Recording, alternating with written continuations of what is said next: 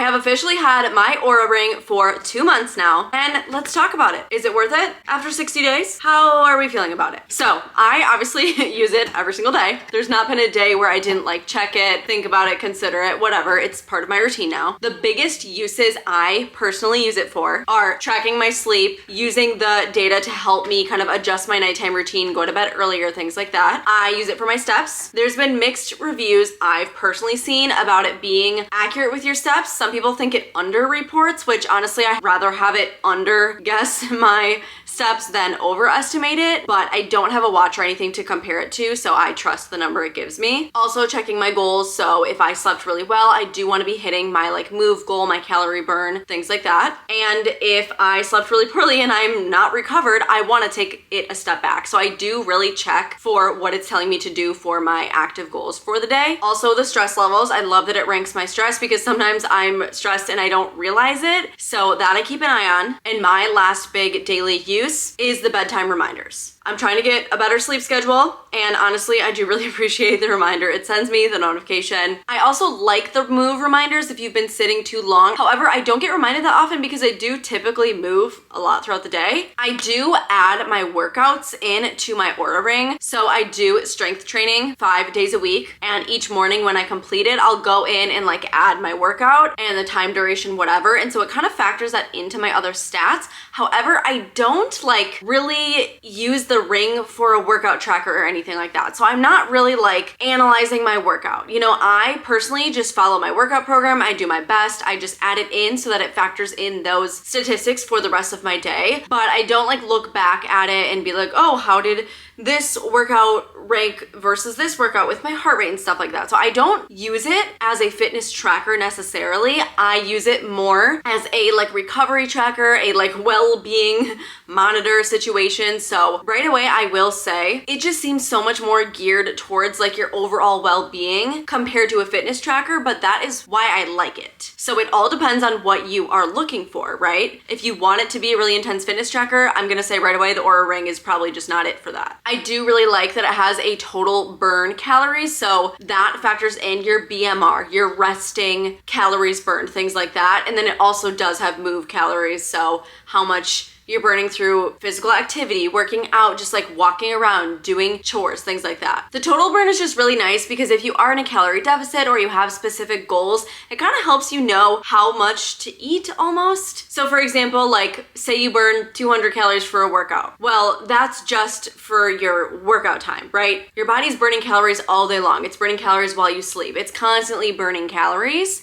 And so the fact that the Oura ring does have a total burn, it just kind of helps me gauge. Also, as I'm trying to build muscle, my calories burned in a day should increase because the more muscle mass you have in your body, the more calories you burn at rest. So that's something that I'm kind of keeping my eye on because ideally, you know, I'm weightlifting every day. I should be building muscle, like that is a goal of mine. So if my total calories burned in a day is increasing while I'm keeping my schedule fairly the same, that's a good sign. That's like another indication. Of course, it's not the only factor that I would take to measure this, but it's just another indication like, okay, maybe you are putting on muscle. Apparently there's up to a 13% error with this. So of course, not everything is gonna be 100% accurate. And I don't follow these numbers to a T and like live my life based off these numbers anyway, but I really like having the data, I just do. So of course it has all of your sleep stats, all of your activity stats, but I do really like that it has resilience and readiness. Again, because this is kind of geared towards recovery and overall well-being, it takes into consideration your stress levels and how well your body recovers during your sleep, so quality of your sleep, but also just during the day and like how well you handle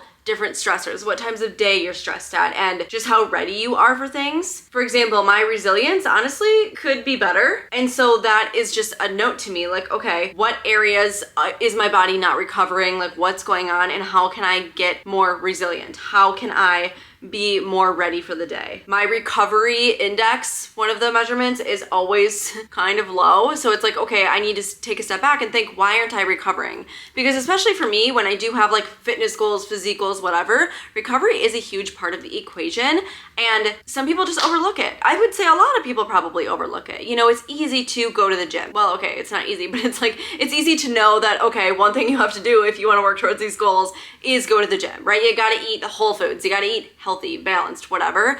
But a lot of people just don't even consider recovery, and that's where the gains happen. You know, like your muscles have to heal in order to kind of grow bigger, essentially. When you work out, you're putting stress on your muscles. It's a good stress, right? Stress doesn't always mean bad, but you have to give them time to recover. That's also why when you look at your stress load, like, hey, you might have a higher stress in the morning, but that's because you're waking up, you know, your cortisol spiking, you're trying to get ready for the day. All of these things I'm talking about are very much recovery based. So if this is interesting to you, maybe you are someone that keeps considering the ring, but if you, I don't know, don't care to pay attention to this stuff and you just want to listen to yourself and just, you know, make sure you sleep and you feel good on your own, that's great. I personally I like a little assistance, I do. Sometimes I think I slept great and I didn't, and so that's just a sign to like, okay, try again tonight. Try again tomorrow. As far as the physical exterior, I have a tiny, tiny, tiny little chip in it, and I specifically remember dropping it. I don't know what it hit, but it was kind of like a nasty fall. And so there is a little mark, and it's so small that I honestly don't know if the camera's gonna be able to pick it up. It is nothing I see unless I look super, super close, and like nobody else seeing me wear this ring would notice it. But I do have a tiny little chip. Otherwise, nothing. Like that's it. No scratches, no dents. It is very shiny still. I mean, I get it dirty and stuff. It is like a thicker ring, right? It kind of has to be. So it gets dirty, but the physical quality is really awesome. It's still shiny. I just gotta clean it and keep it looking fresh and sparkly. One thing though is when I wear it to the gym, I always wear a protective sleeve over it. I literally got a 2-pack on Amazon for maybe like 12 bucks, but I wear it every single time I go to the gym, and it has protected it thus far because I do like to wear the ring when I lift, and it does not bother me actually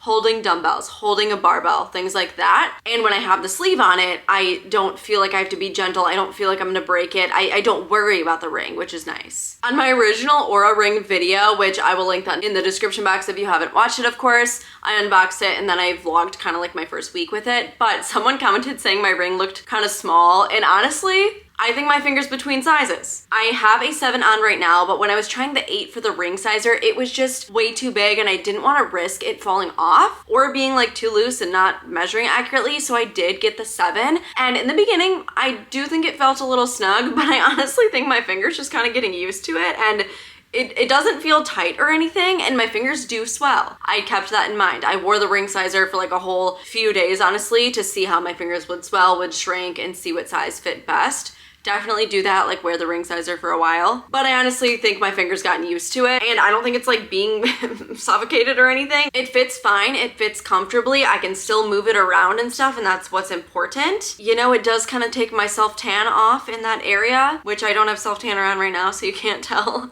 And that's why my hands are so much lighter than my face right now, but the size is good, and I think it's comfortable. It doesn't bother me at all, and I do sleep with it on every single night, and it doesn't bother me. When I wake up, my fingers are more swollen.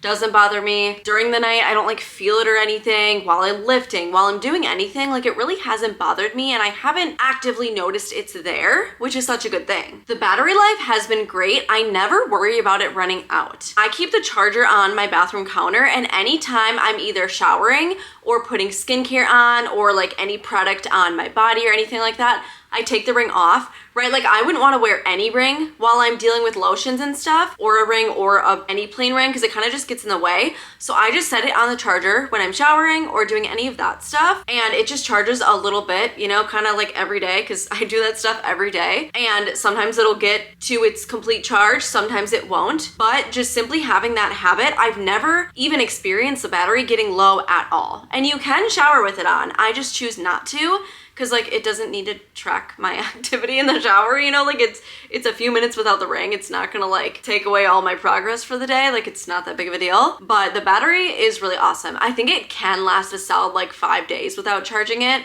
but I just simply charge it a little bit every day and it's fine. The app honestly is really nice, and it does give you so much information and so many different tips and resources, but I truly feel like I have not explored it to its full potential just yet. So that will be my next goal, and maybe we'll do a 6-month or 1-year update, factoring more of that stuff in. I did ask a few questions on my Instagram story, so I do want to answer those. My Instagram is linked. Definitely follow me, because if you want to participate in any of these videos, I always post a question box on there, and it is really helpful to get your questions and your thoughts and feedback as well. So I really appreciate that. First question, is it really, really worth it, or just cool and kind of helpful in a fun way? Honestly, I would say the second. It is not a necessity at all. It is completely a luxury. I'm really into the recovery side of things. Like I said, I don't even really use it as a fitness tracker. I just like the whole overall well-being side of it. I follow a workout program. I trust myself that I'm doing the right things. Like physically, I'm working hard. I love my workout program. I am mindful of what I'm eating, but recovery is like something that is so important that I don't always take time to think about, reflect on, and measure. So I really love to use it for that. It is not an absolute must buy. Also, it can get expensive. I got silver because it's the cheapest finish. I would honestly prefer gold, but gold is just so expensive. I also got the less expensive model, and it's the same tech-wise as the more expensive model. It just is a little bit of a different shape, but I kind of like it because it has a flat piece, and the flat piece has to sit on top of your hand,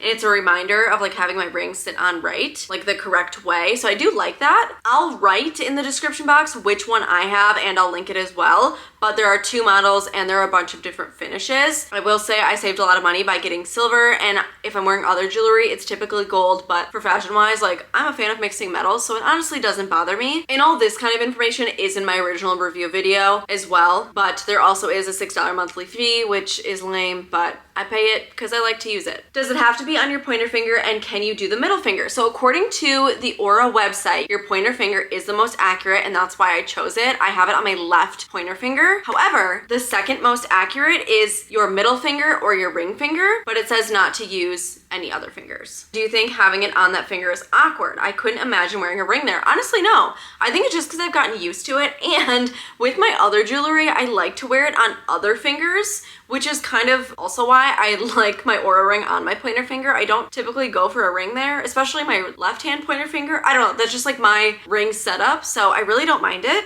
And I wasn't upset to see that like the pointer finger is the first choice of where to wear it. You just get used to it. I'm interested in it for fertility tracking. Does it track your temperature pretty well, you think? So it does pair with Natural Cycles, which is an app for tracking your cycle, for helping you either, get pregnant or avoid getting pregnant. It's another subscription-based app, and I do not actually use Natural Cycles. My friend Trinae does, and I'm gonna tell her right now that she needs to make a video about it, hopefully, so that this can help you out, because I don't have any experience with it. However, I do know people rave about Natural Cycles, and I mean, it takes my temperature every day, every night, and shows how it varies. But because I don't take it another way, like I can't necessarily tell you if I think it's accurate, I don't have anything to compare it to, unfortunately. So if she makes a video about it, I'm gonna link it in the description box from someone's opinion who has both used Natural Cycles and the Oura Ring for a long time. Does it tell you about ovulation information? Again, because it pairs with Natural Cycles, it seems like a really awesome duo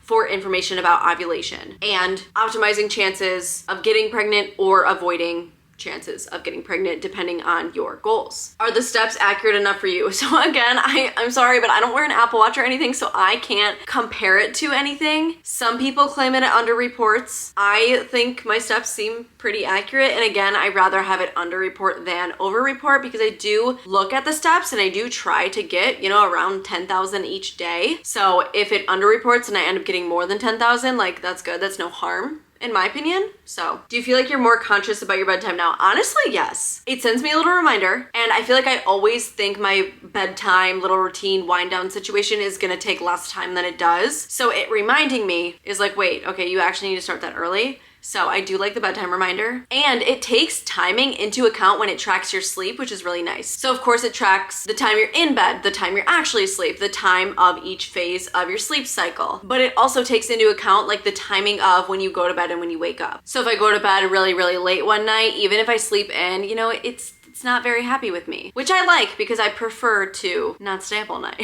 Of course, everyone's schedules are different, and it takes into account your history, right? Like the more it learns about you, the more it kind of adjusts to your schedule and things. Is it worth it? I really, really love it. I think to answer is it worth it is depending on what you want out of it and how much you're willing to spend. A luxury, not a necessity. Scratches, how's it fitting with warmer weather? No scratches, just that one little chip, which is really nice. Like it hasn't gotten scratched out from daily life, so that's really nice. With warmer weather, my fingers swell so much, but it's been fine. It's really been fine. Like I can still move it around if my fingers are swollen versus not. And again, it honestly just doesn't bother me. How does it compare to having an Apple Watch? Does an Apple Watch do everything it does? So again, I don't have an Apple Watch, so I can't right away do a comparison. However, before. I know there are so many videos like that on YouTube, so definitely search one of those on YouTube and you could find a super in-depth one, I'm sure. I used to use an Apple Watch, but I haven't since 2021 maybe, so I don't know what it does off the top of my head. I honestly do like how the app is laid out. I think it's really awesome, and it's just nice that the more it learns about you, the more it caters to your needs. And I do like that it adjusts your goals per day and stuff like that on how ready you are. So I'm a big fan of the Oura Ring. Again, it's a luxury, not a necessity. You don't need it. You don't need it. But if you want it and you're interested and you like all the things I've said about it and you have the money, I would say go for it. So those are my thoughts after having it for 2 full months. It'll be linked in the description box as well as my original review video. Thank you so much for watching. Let me know any other questions you have in the comments. Please subscribe if you have not, and I'll see you in my next one.